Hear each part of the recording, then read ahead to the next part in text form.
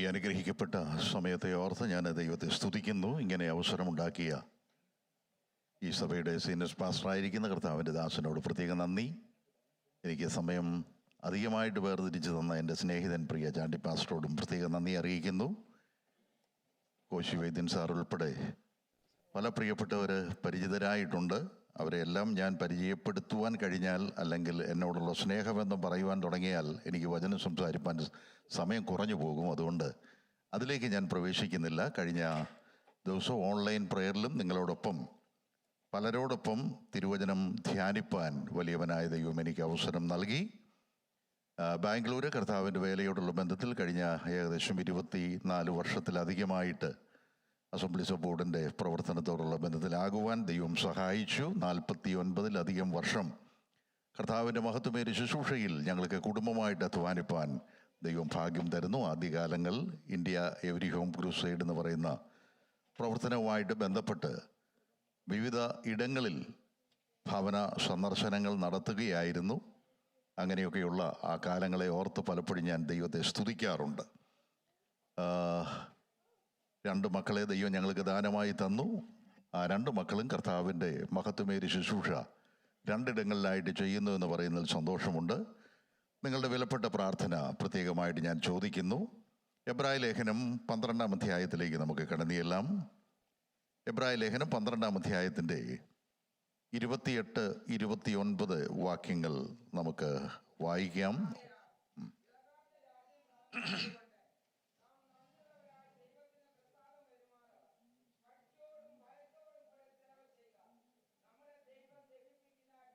പ്രിയ പിതാവേ, അങ്ങയുടെ പാദപീഠത്തിൽ ഞങ്ങൾ തലമടക്കുന്നു. കഴിഞ്ഞ ദിനങ്ങളിലെല്ലാം നടത്തിയ നന്മകൾക്കായിട്ട് സ്തോത്രം. ഇന്ന് ആരാധനയ്ക്കായിട്ട് ഞങ്ങൾ വന്നിരിക്കുന്നു. ദൈവസന്നിധിയിൽ അല്പനേരം ഞങ്ങൾ തിരുവചനം ധ്യാനിക്കുമ്പോൾ ഹൃദ്യമായി ദൈവത്തിൻ്റെ ആത്മാവ് ഞങ്ങളോട് സംസാരിക്കണമേ. ദൈവകൃപ പകർന്നാട്ടെ, യേശു ക്രിസ്തുവിൻ്റെ തുല്യനാമത്തിൽ തന്നെ, ആമേൻ.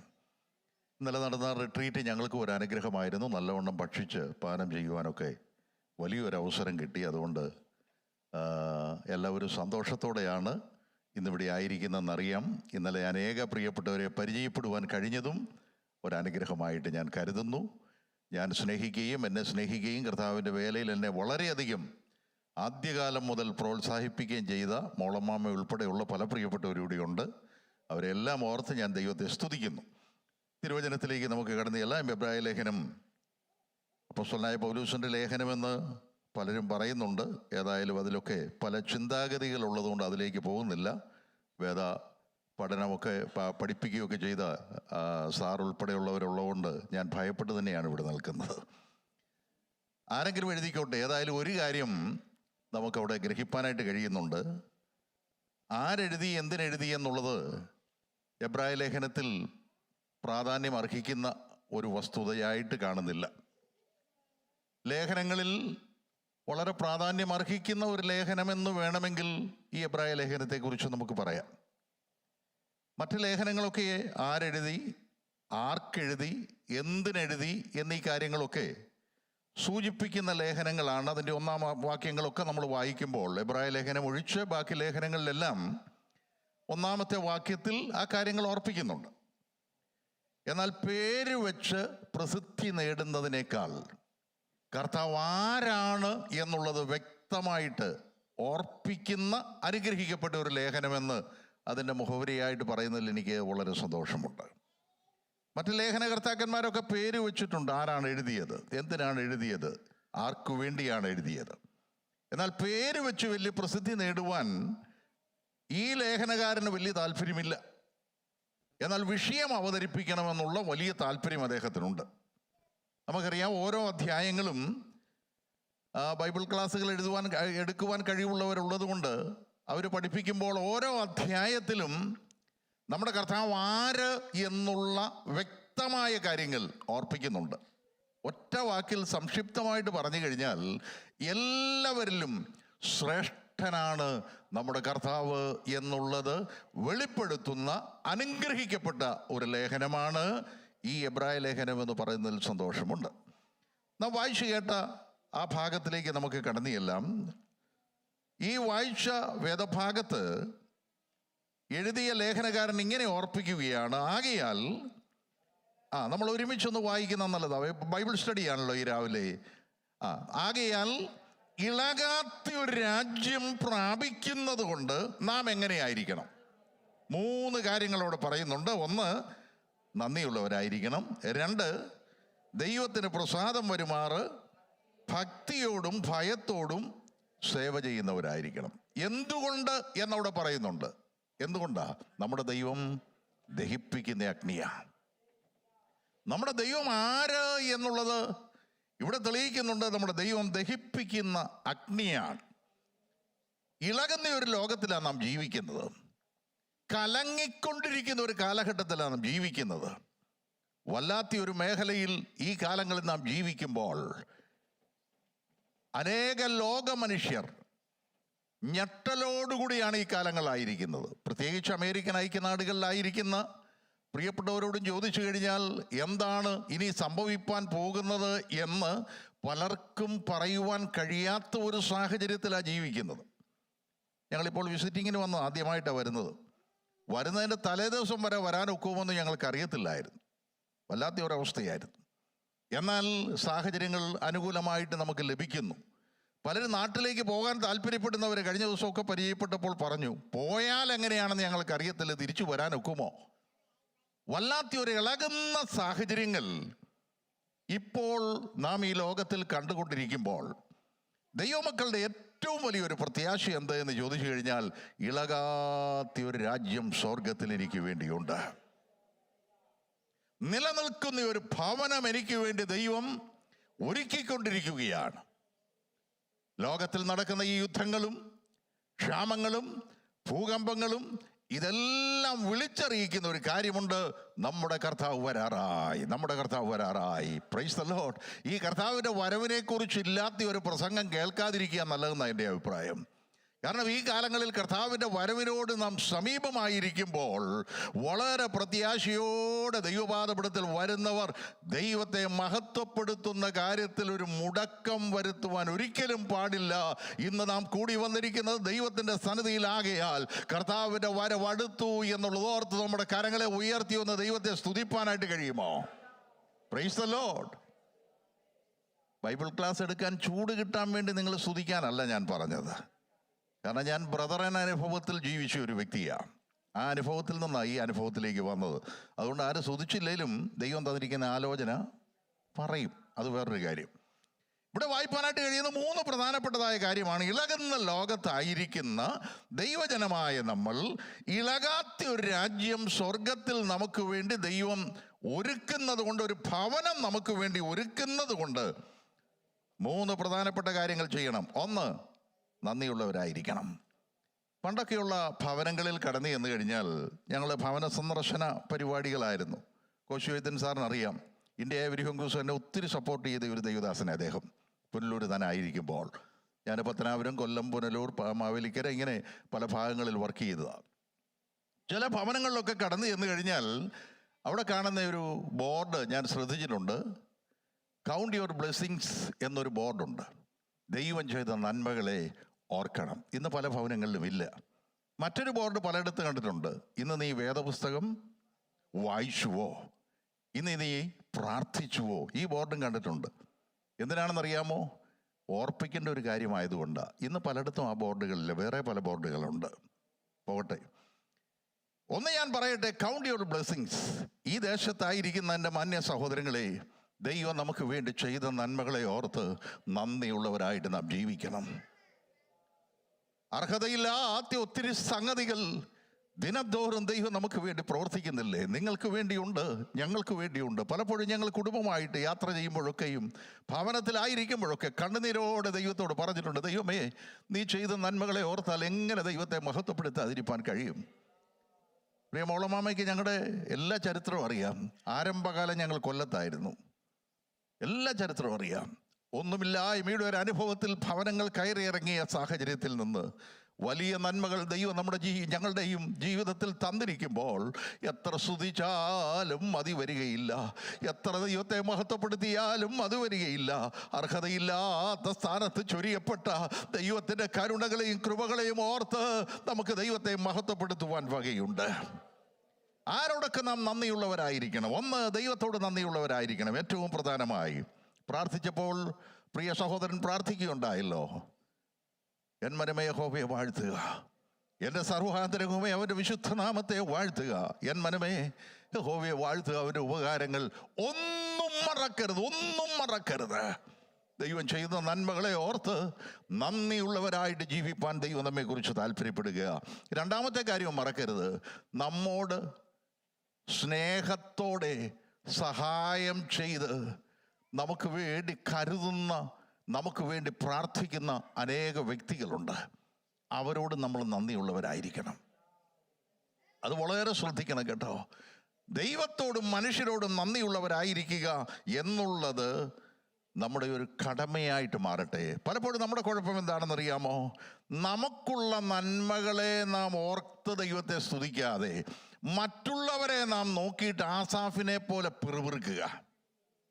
മറ്റുള്ളവരുടെ നന്മകൾ നാം കാണുമ്പോൾ, ഒരു നല്ല വാഹനത്തിൽ ഒരാൾ നടക്കുമ്പോൾ, നാമും നല്ല വാഹനത്തിലാണ് നടക്കുന്നത്, പക്ഷേ നമ്മുടെ വാഹനത്തെക്കാൾ പുതിയ വാഹനമാണെങ്കിൽ അപ്പോഴൊരു അസൂയ. മലയാളിയുടെ ഒരു വലിയ കുഴപ്പമാണ്. ഞാനും മലയാളി ആയതുകൊണ്ട് പറഞ്ഞതാണ്. നമ്മൾ പാർക്കുന്ന ഭവനത്തെക്കാൾ വലിയൊരു ഭവനത്തിൽ വേറൊരാൾ പാർത്തു കഴിഞ്ഞാൽ നമുക്കതൊരു ഏതാണ്ട് ഭാരം പോലെ. എൻ്റെ പ്രിയ സഹോദരങ്ങളെ, ഒന്നുമില്ലായ്മയിൽ നിന്ന് മാറി ഉടുക്കുവാൻ ഇല്ലാത്ത സാഹചര്യങ്ങളിൽ നിന്ന് ഏതുടുക്കണമെന്നറിയാൻ വയ്യാത്ത സാഹചര്യത്തിൽ ഇന്ന് നമ്മളെ കൊണ്ടെത്തിച്ചിരിക്കുമ്പോൾ മറ്റുള്ളവർക്ക് ദൈവം നന്മകൾ നൽകുന്നത് നോക്കിക്കൊണ്ട് നമ്മൾ പിറുപിറുക്കുവാനല്ല.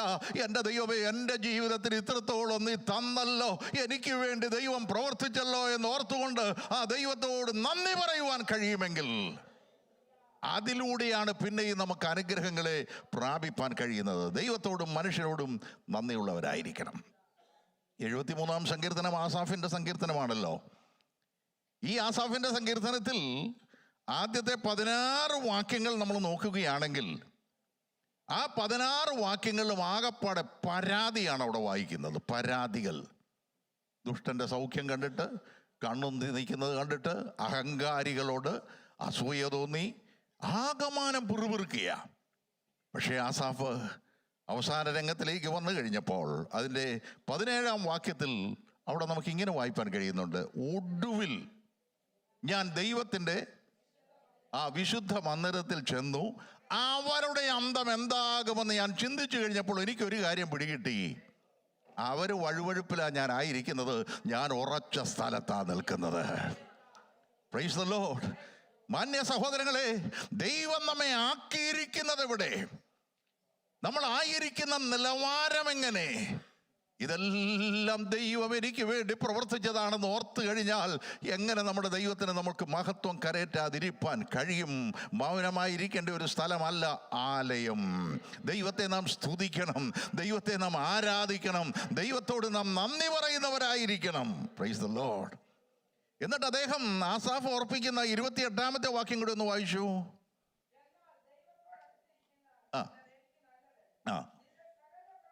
അവിടെ ആസാഫ് അവസാനത്തിലേക്ക് വന്നു കഴിഞ്ഞപ്പോൾ ഓർപ്പിക്കുകയാണ്, അവരെ നോക്കണ്ട, ഇവരെ നോക്കണ്ട, ഒറ്റ കാര്യം ചെയ്താൽ മതി.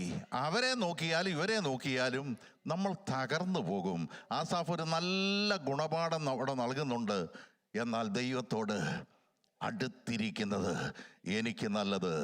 ഇന്ന് ഈ പ്രഭാതത്തിൽ ദൈവപാദപീഠത്തിലായിരിക്കുന്ന മാന്യ സഹോദരങ്ങളോട് ഞാൻ പറയട്ടെ, ദൈവത്തോട് അടുത്തിരിക്കുന്നിടത്തോളം നല്ല കാര്യം മറ്റൊന്നുമില്ല കേട്ടോ. ദൈവത്തോട് അടുത്തിരിക്കുന്നവർക്കറിയാം അതിൻ്റെ ഗുണമെന്താണെന്ന്. ഞാൻ സാധാരണ പറയുന്ന ഒരു വാചകമുണ്ട്: രാവിലെ നാം എഴുന്നേൽക്കുന്ന വേളയിൽ മറ്റുള്ളവരുടെ മുഖം കാണുന്നതിന് മുൻപേ ദൈവത്തിൻ്റെ മുഖമൊന്ന് കാണുവാൻ കഴിഞ്ഞാൽ, മറ്റുള്ളവരുടെ ശബ്ദം കേൾക്കുന്നതിന് മുൻപേ ദൈവത്തിൻ്റെ ശബ്ദം ഒന്ന് കേൾക്കുവാനായിട്ട് കഴിഞ്ഞാൽ, മറ്റുള്ളവരോട് സംസാരിക്കുന്നതിന് മുൻപേ ദൈവത്തോടൊന്ന് സംസാരിപ്പാൻ കഴിഞ്ഞാൽ, ആ ദിനം നമ്മുടെ ജീവിതത്തിൽ വിലപ്പെട്ടൊരു ദിനമായിട്ട് മാറുക തന്നെ ചെയ്യും. ബദ്ധപ്പാടുകളുള്ള ഒരു ലോകത്തിലാണ് ജീവിക്കുന്നത് നിങ്ങൾ. പ്രത്യേകമായിട്ട് ഈ അമേരിക്കൻ ഐക്യനാടുകളിലുള്ളവരൊക്കെ വളരെ ബദ്ധപ്പാടില്ല. കഴിഞ്ഞ ഒരു മാസമായിട്ട് ഞാനത് മനസ്സിലാക്കിക്കൊണ്ടിരിക്കുക. എന്നാൽ ഒന്ന് ഞാൻ പറയട്ടെ, അതിൻ്റെ മധ്യത്തിലും രാവിലെ നാം എഴുന്നേൽക്കുമ്പോൾ മറ്റുള്ളവരുടെ ഒരു ശബ്ദം കേൾക്കുന്നതിന് മുമ്പേ ദൈവശബ്ദം ഒന്ന് കേൾപ്പാൻ നമ്മുടെ കാതുകളെ ഒന്ന് കോർപ്പിക്കുവാൻ കഴിയുമോ? മറ്റുള്ളവരോട് നാം സംഭാഷണം ചെയ്യുന്നതിന് മുൻപേ ദൈവത്തോടൊന്ന് സംസാരിപ്പാൻ വേണ്ടി അല്പസമയം ഒന്ന് എടുക്കുവാനായിട്ട് കഴിയുമോ? ദൈവമുഖം നമ്മൾ കണ്ടുകൊണ്ട് നമുക്ക് എഴുന്നേൽപ്പാനായിട്ട് കഴിയുമോ? ആ ദിനം അനുഗ്രഹത്തിൻ്റെ ദിനമാക്കി മാറ്റുവാൻ നമ്മുടെ ദൈവം കരുത്തുള്ള ദൈവമാണ് എന്ന് ഈ തരുണത്തിൽ ഞാൻ ഓർപ്പിക്കട്ടെ. ആ ഭാഗം ഞാൻ വിടുന്നു. രണ്ടാമത് നമ്മൾ ശ്രദ്ധിക്കേണ്ടതായ കാര്യം അവിടെ വായിപ്പാനായിട്ട് കഴിയുന്നുണ്ട്. ഒന്ന്, നന്ദിയുള്ളവരായിരിക്കണം. അതിൻ്റെ ബാക്കി കാര്യങ്ങൾ പഠിപ്പിക്കുവാനുണ്ട്, പക്ഷേ സമയമില്ല. എൻ്റെ മുമ്പിൽ നല്ലൊരു ക്ലോക്ക് ഇരിപ്പുണ്ട്. രണ്ടാമത്തെ കാര്യം നമുക്കവിടെ മനസ്സിലാക്കുവാനായിട്ട് കഴിയുന്നത്, നാം ദൈവത്തെ പ്രസാദിപ്പിക്കുന്നവരാകണം. ദൈവത്തെ പ്രസാദിപ്പിക്കുന്നവരാകണം. എന്തുകൊണ്ടാ? വിഷയം വിട്ടു പോകരുത്. എന്തുകൊണ്ടാണ് നാം ദൈവത്തെ പ്രസാദിപ്പിക്കുന്നത്? ഇളകാത്ത ഒരു രാജ്യത്തിൽ നിലനിൽക്കുന്ന ഒരു ഭവനം നമുക്ക് വേണ്ടി ദൈവം ഒരുക്കുന്നത് കൊണ്ട് ആ ഭവനത്തിൽ നാം പോകണമെങ്കിൽ നാം ദൈവത്തെ പ്രസാദിപ്പിച്ചുകൊണ്ട് ജീവിക്കണം. Price the Lord. ഈ ലോകത്തിലുള്ളവരെ പ്രസാദിപ്പിക്കുവാൻ വേണ്ടി പലതും നാം ചെയ്യുന്നവരാ. എന്നാൽ ദൈവത്തെ പ്രസാദിപ്പിക്കുന്ന കാര്യത്തിൽ കർത്താവിനെ രക്ഷിതാവും കർത്താവുമായിട്ട് അംഗീകരിച്ച് ജീവിക്കുന്ന ഒരു ദൈവ പൈതൽ ഉത്സാഹമുള്ളവരായിരിക്കാനാണ് ദൈവം നമ്മെക്കുറിച്ച് താല്പര്യപ്പെടുന്നത്. എങ്ങനെയാണ് ദൈവത്തെ പ്രസാദിപ്പിക്കേണ്ടത്? മലാഖി പ്രവാചകൻ അതിനെക്കുറിച്ച് ഓർപ്പിക്കുന്ന ഒരു ഭാഗമുണ്ട്, ശ്രദ്ധേയമാണ്. 1-ാം അധ്യായത്തിൽ അതിൻ്റെ 8-9 വാക്യങ്ങൾ. മലാഖി 1-ാം അധ്യായം അതിൻ്റെ 8-9 വാക്യങ്ങൾ.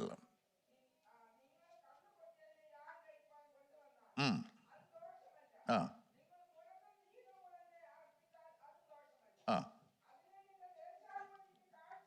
ആ അവിടെ വായിപ്പാനായിട്ട് കഴിയുന്നതായ ഒരു പദമുണ്ട്.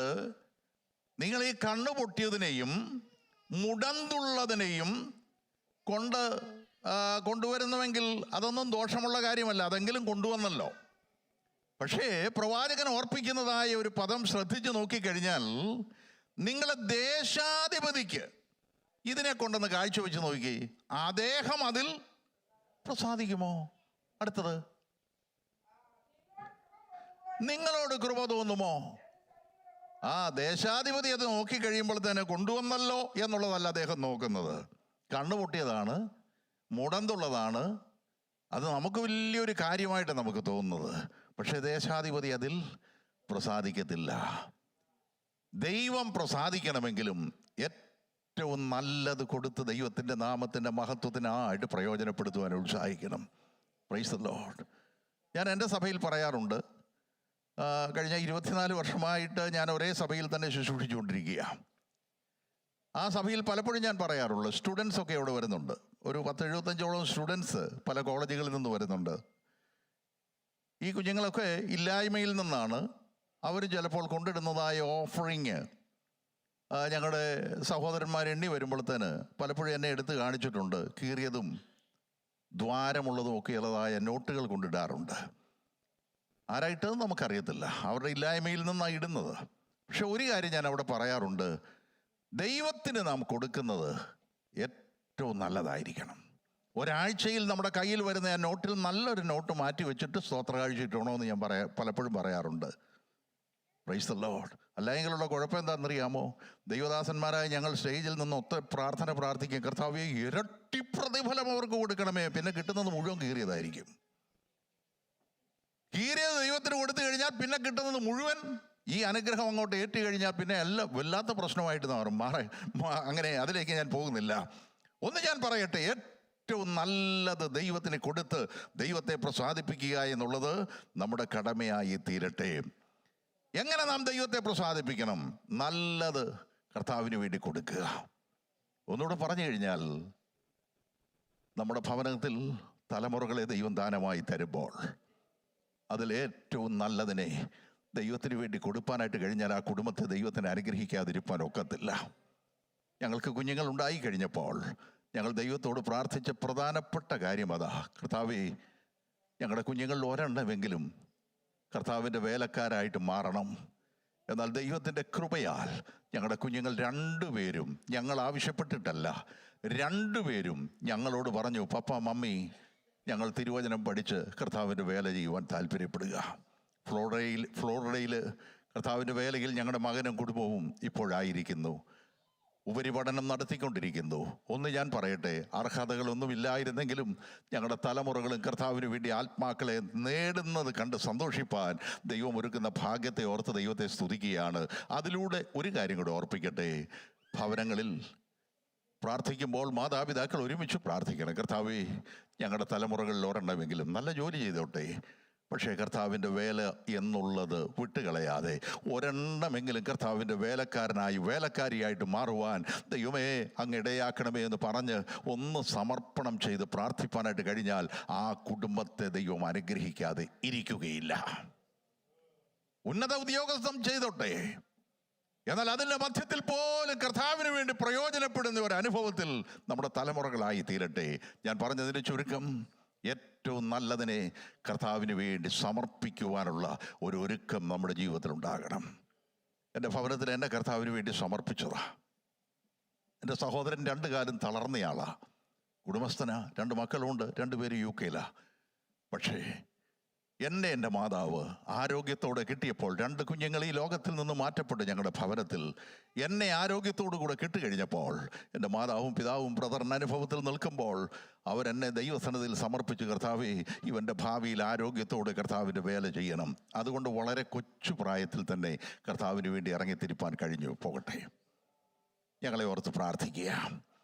3-ാമത്തെ കാര്യം നമ്മൾ ശ്രദ്ധിക്കുക. അവിടെ തന്നെ ദൈവത്തെ എങ്ങനെ നാം പ്രസാദിക്കണം.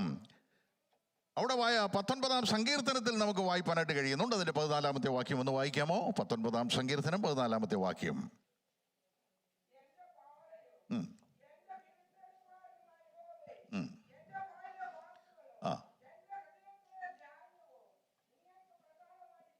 അപ്പോൾ അവിടെ സങ്കീർത്തനക്കാരൻ പറയുന്നുണ്ട്, ദൈവത്തെ പ്രസാദിപ്പിക്കുമ്പോൾ എന്ത് വേണമെന്നറിയാമോ? നമ്മുടെ വായിലെ വാക്ക്, ഹൃദയത്തിലെ ധ്യാനം ദൈവത്തിന് പ്രസാദമായിരിക്കണം. സൂത്രം പറയുന്ന നാവ് കൊണ്ട് സ്തോത്രം പറയാതിരിക്കാൻ നോക്കണമെന്ന് സാധാരണ ഞാൻ പറയാറുണ്ട്. Price the Lord. വായിലെ വാക്കുകൾ ദൈവത്തിന് പ്രസാദമായിരിക്കണം. 2, ഹൃദയത്തിലെ ധ്യാനം ദൈവത്തിന് പ്രസാദമായിരിക്കണം. എങ്ങനെ ദൈവത്തെ പ്രസാദിപ്പിക്കണം? നല്ലത് കൊടുത്ത് പ്രസാദിപ്പിക്കണം. 2, നമ്മുടെ വായിലെ വാക്ക്, ഹൃദയത്തിലെ ധ്യാനം ദൈവത്തിന് പ്രസാദമായിരിക്കണം. 3, ദൈവത്തെ പ്രസാദിപ്പിക്കേണ്ട കാര്യം സങ്കീർത്തനത്തിൽ തന്നെ നമ്മൾ വായിക്കുന്നുണ്ട്. 37-ാം സങ്കീർത്തനം 23-ാമത്തെ വാക്യം. 37:23. നമ്മുടെ വഴിയിൽ ഒരു വഴി, മനുഷ്യന്റെ വഴിയിൽ ദൈവം പ്രസാദിച്ചാൽ അവന്റെ ഗമനത്തെ ദൈവം സ്ഥിരമാക്കുന്നു. അപ്പോൾ 3-ാമത് ഇവിടെ ഗ്രഹിക്കേണ്ടത്, എങ്ങനെ ദൈവത്തെ പ്രസാദിപ്പിക്കണം? നമ്മുടെ വഴിയിൽ ദൈവം പ്രസാദിപ്പിക്കണം. 4-ാമത്തെ കാര്യം കൂടെ പറഞ്ഞ് ഞാൻ അവസാനിപ്പിക്കട്ടെ. അവിടെ അപ്പോൾ ഈ ലേഖനകാരൻ എഴുതിയിരിക്കുന്നതായ കാര്യമുണ്ട്. നാം എങ്ങനെ ദൈവത്തെ സേവിക്കണം? ഭയത്തോടും ഭക്തിയോടും കൂടെ ദൈവത്തെ സേവിക്കണം. എന്താണ് ഭയം? എന്താണ് ഭക്തി? എല്ലാവരെക്കാളുപരി ആര് ദൈവത്തെ സ്നേഹിക്കുന്നുവോ അവരുടെ പേരാണ് ദൈവഭക്തർ. എല്ലാറ്റിനേക്കാളുപരി ആര് ദൈവത്തെ ബഹുമാനിക്കുന്നുവോ അവരുടെ പേരാണ് ദൈവഭക്തർ. ഇന്ന് പകൽ നമുക്കൊരു തീരുമാനം എടുപ്പാനായിട്ട് കഴിയുമോ? ഭയത്തോടെ, ദൈവഭയത്തോടെ, ദൈവഭക്തിയോടെ ഞാൻ എൻ്റെ ദൈവത്തെ സേവിക്കും. എന്തുകൊണ്ട്? ഇളകാത്ത ഒരു രാജ്യം നമുക്ക് വേണ്ടി ദൈവം ഒരുക്കുന്നുണ്ട്. കണ്ണുകളെ അടയ്ക്കാം, പ്രാർത്ഥിക്കാം. പ്രിയ കർത്താവേ, ഈ ജനത്തോട് ഇന്ന് ഇങ്ങനെ സംസാരിപ്പാൻ അടിയനൊരു അവസരം ലഭിച്ചല്ലോ. ഈ ജനത്തെ പിതാവിൻ്റെയും പുത്രൻ്റെയും പരിശുദ്ധാത്മാവിൻ്റെ നാമത്തിൽ അനുഗ്രഹിക്കുന്നു. ദൈവകൃപ പകർന്നാട്ടെ. അവസരമുണ്ടാക്കിയ ദൈവദാസനായിട്ടും സ്തോത്രം.